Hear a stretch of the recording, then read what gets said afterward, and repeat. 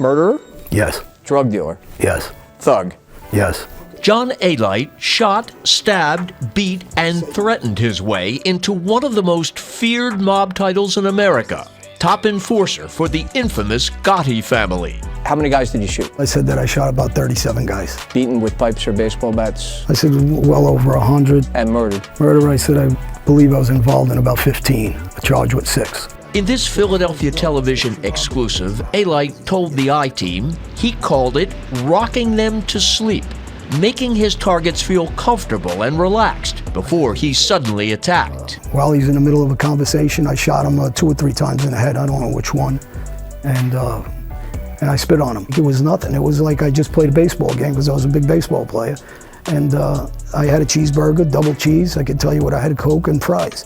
He says he actually enjoyed murdering one man so much, he wished he could do it again. I wake him up and kill him again, and I'd like to torture him. Among those he says he was asked to kill, reputed Philadelphia mob boss Joey Merlino, an offer he declined. So they approached me, had a conversation, and as soon as I found out, I did a little homework, I told them, forget it. Although he worked for New York mobsters, the right-hand man of John Gotti Jr., he lived for a time in South Jersey.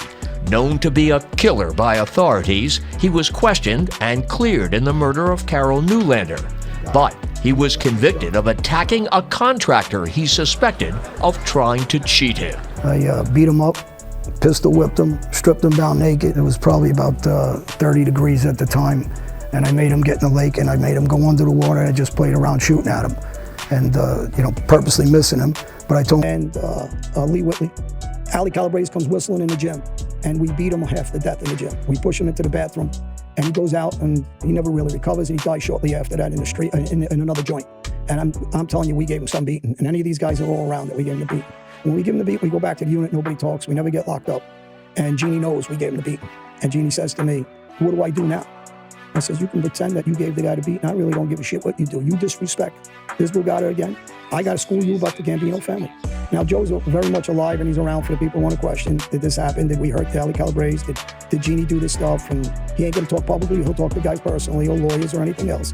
I said, so this is 100% accurate. After we finish this, Jeannie and Joe almost go at it again in the cell. And this time I go back in after Jeannie.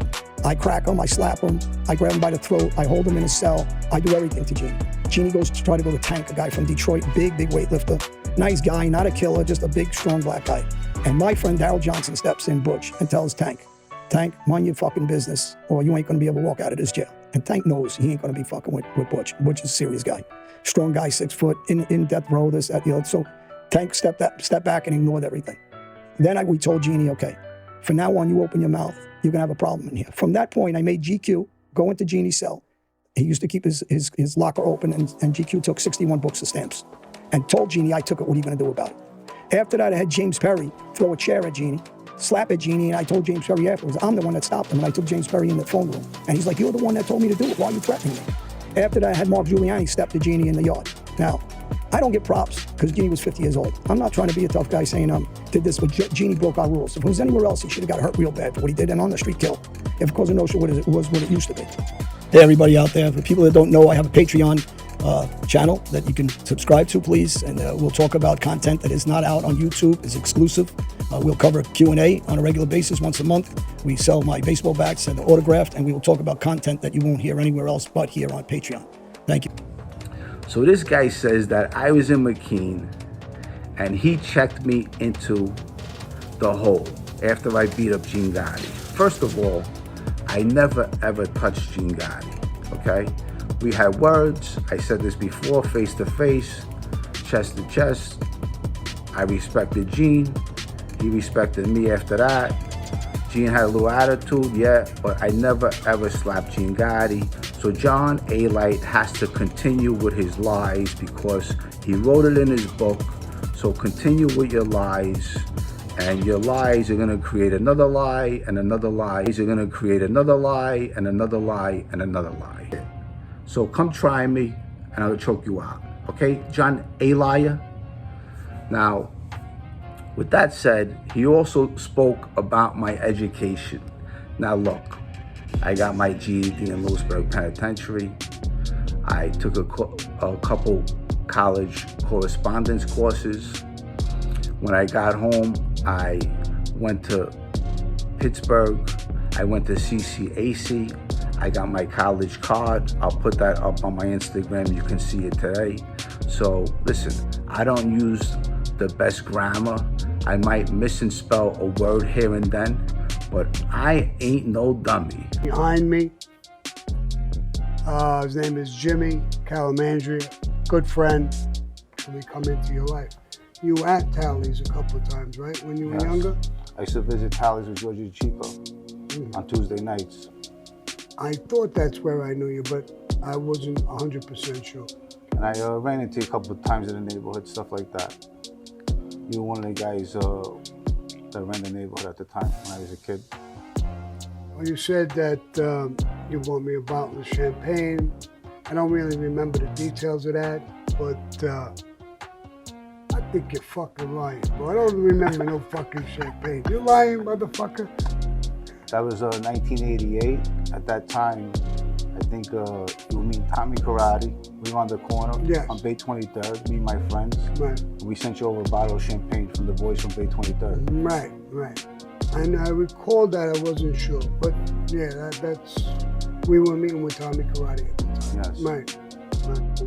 To Arizona, Sammy's been asking me to come there for a while.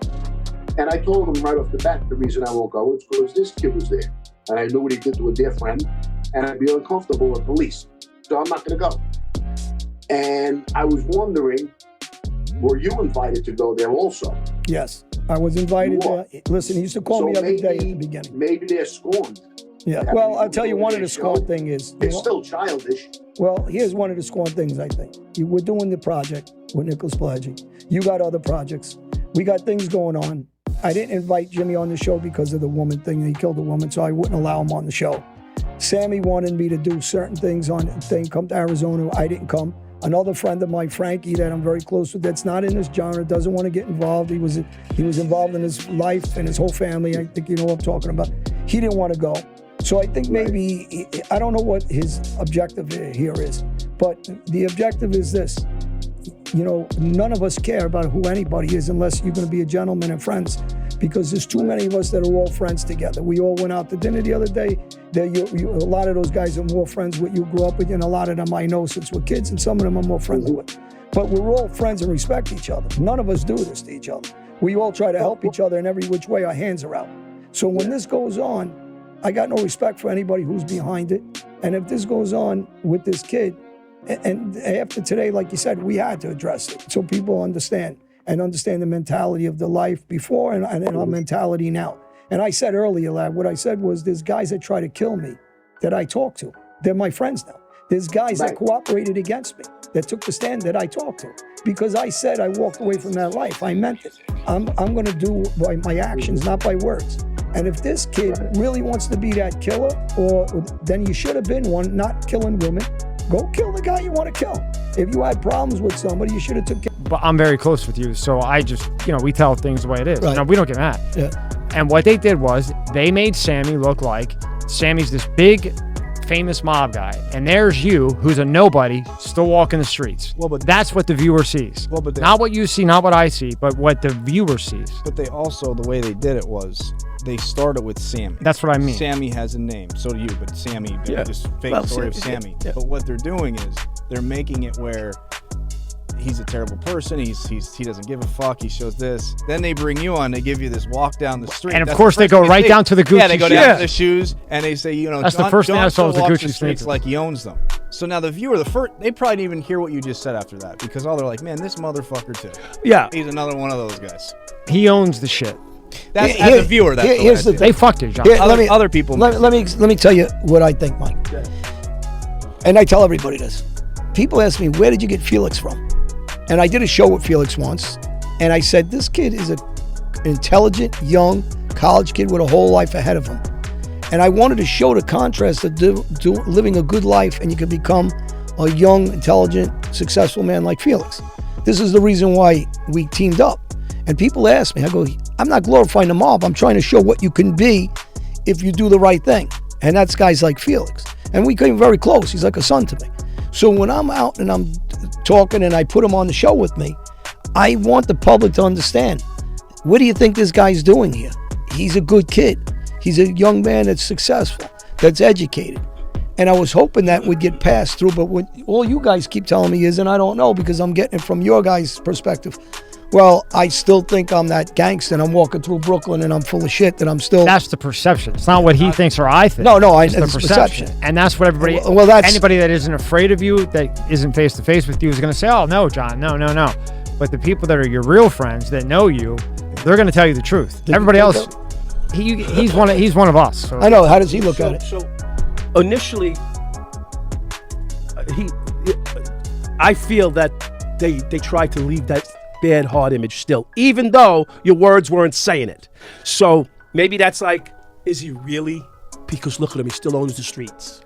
So in the beginning, I could hear it from your perspective, but think about a guy has no idea about anything. But I know you, so that's why it was more impactful for me in a positive way.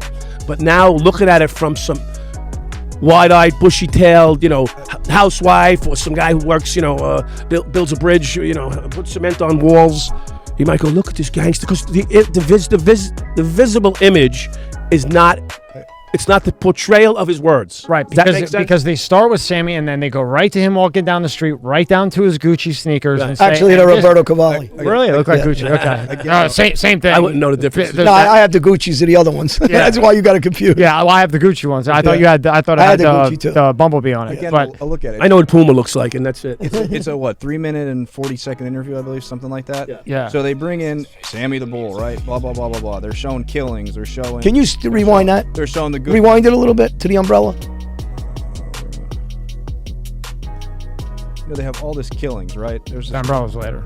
There's this glorified gangster, right?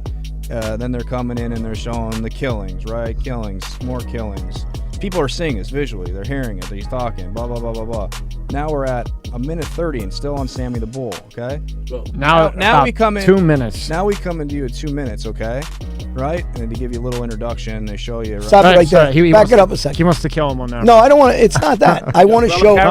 I should have fucking. I want to show why Gotti made him his underboss, because he could completely control him. He can make him do things like this. Right. I'm just, this is the point. I mean, everything's important. And these things nobody else is seeing because they don't know any better. Yep. And the life is about controlling things. And when you're in that world. So Sammy wants to give the image that he's controlling something, even till today. And this is the misconception he's trying to sell to these kids. But the media is allowing it to happen. Yep. Because otherwise, they got their own agenda for ratings. It's like the newspapers. Correct. And what is Sammy without a good story? Nothing, right? If he doesn't have this story. They're always glorifying him for some reason. So then they go to this guy who talks about basically whatever. He loves the podcast. Profiteers. Yeah. And then boom. Go back. And listen now hit play from there. Listen to what they say.